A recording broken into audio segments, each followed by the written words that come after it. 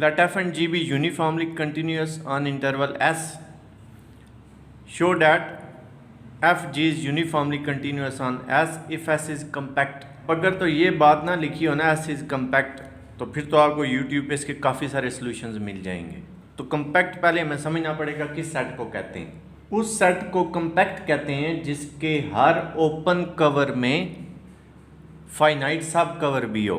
Compact की जो definition या इससे रिलेटेड जो बातें हैं उसका लिंक मैं डिस्क्रिप्शन में दे दूंगा। अभी हम डायरेक्टली असाइनमेंट को चेक करते हैं। Compact set means set is bounded as and closed.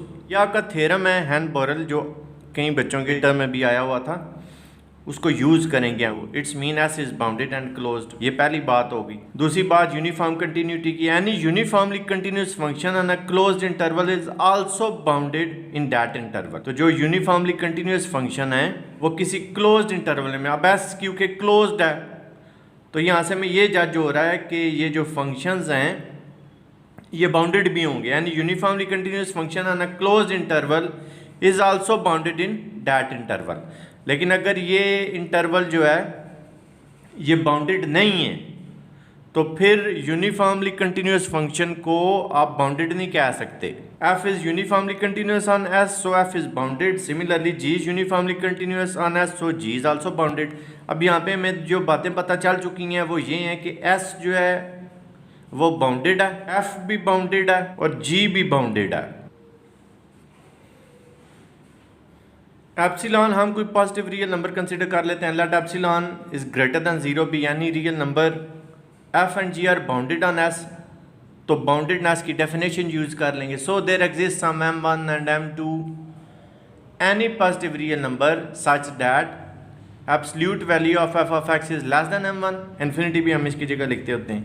For all x belongs to capital S and g of x, absolute value of g of x is less than m2 for all x belongs to capital X। इसको मैं number 1 और number 2 कह रहा हूँ। For any x y belongs to capital X, f g x minus f g y, यानी कि actually क्या लिखा हुआ है f of x g of x minus f of y g of y, तो हम इसमें खुद ऐड और सब्ट्रैक्ट कर रहे हैं f of x g of y।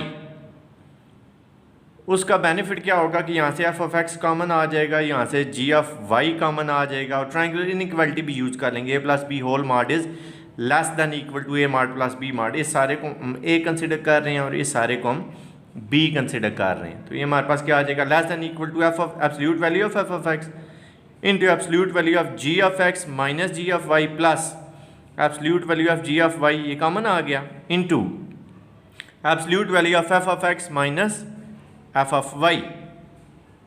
तो अब f ऑफ x जो है वो लेस देन m1 था, तो इसका मतलब है हम यहाँ पे m1 पुट कर सकते हैं कि अब ये जो है ना ये एक्चुअली इधर आके यूज़ हो रहा होता है। मसलन ये जितने भी सिंबल्स आ रहे हैं ना ये एक्चुअली ऐसे राइट साइड पे हम चल रहे हैं, इसलिए यानी कि f ऑफ x अगर लेस है m1 से तो इसका मतलब है ये सारी जो टर्म्स हैं ये भी इससे लेस होंगी। शॉर्टकट बात क्या, f ऑफ x की जगह हमने m1 यूज़ कर लिया। इनइक्वालिटीज़ हैं तो यूज़ कर सकते हैं। Less than equal to m1 g of x minus g of y plus m2 f of x minus f of y from 1 and 2। इसको मैं इनइक्वालिटी नंबर 3 कह रहा हूँ। Because f is uniformly continuous on s, अब हम continuity वाली definition को use करेंगे। So for every epsilon greater than 0 there exist some delta 1 greater than 0 such that absolute value of f of x minus f of y is less than epsilon by 2m2। अच्छा यहाँ पे हम वैसे normally सिर्फ epsilon लिखते हैं, तो जो 2m2 यूज़ किया वो m2 को कैंसिल करवाने के लिए यूज़ किया। देखें जब आप 2 से डिवाइड करेंगे ना तो ये वैल्यू आपके पास और छोटी हो जाएगी। मतलब फ़र्ज़ करते हैं ये हमारे पास 0.5 है एप्सिलॉन जो है, तो 0.5 को अगर आप 2 से डिवाइड करें तो आपके पास और छोटी वैल्यू आ जाती है, यानी कि ये और बेटर रिजल्ट है। We want to use inequality number 3, that's why we used 2m2. Absolute value of f of x minus f of y is less than epsilon by 2m2 whenever absolute value of x minus 1 is less than delta 1. g is uniformly continuous on s, so there exists some delta 2 greater than 0, यानी कि जो f के लिए हमने use किया ना वही हम g के लिए अब यूज़ कर लेते हैं। there exists some delta 2 greater than 0 such that absolute value of g of x minus g of y is less than epsilon by 2m1। तो जैसे इधर हमने 2m2 यूज़ किया था, इसी तरह हम इधर 2m1 यूज़ कर रहे हैं ताकि वो जब हम इनइक्वालिटी नंबर 3 की तरफ जाएं वैल्यू पुट करने के लिए तो इजीली कैंसिल हो जाएं।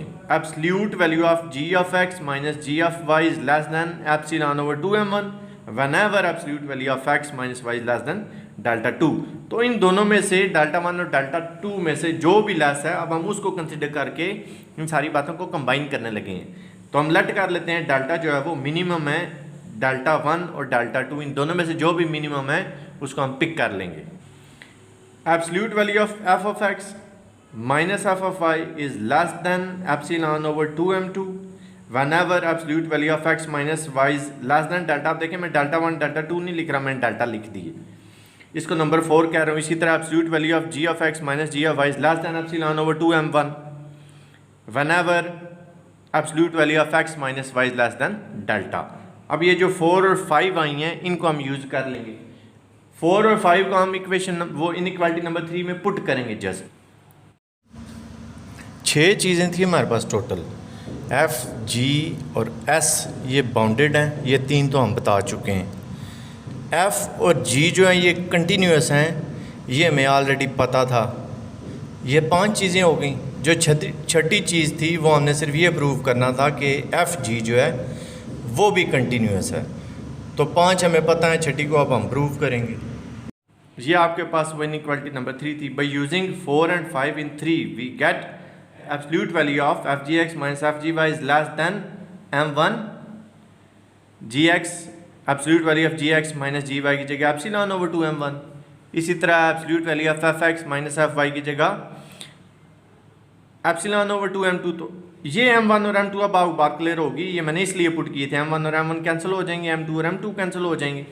Whenever absolute value of x minus 1 is less then delta. और जब ये आपस में कैंसिल आउट हो जाएंगे तो epsilon by 2 plus epsilon by 2 ये आपके पास एप्सिलॉन आ जाएगा। तो यही तो कंटिन्यूटी की डेफिनेशन है, hence by the definition of uniform continuity. तो नेट रिजल्ट हमारे पास क्या आया, F G X minus F G Y is less than epsilon. यही तो हमारे पास यूनिफॉर्म कंटिन्यूटी की डेफिनेशन थी, hence by definition of uniform continuity F G is uniformly continuous on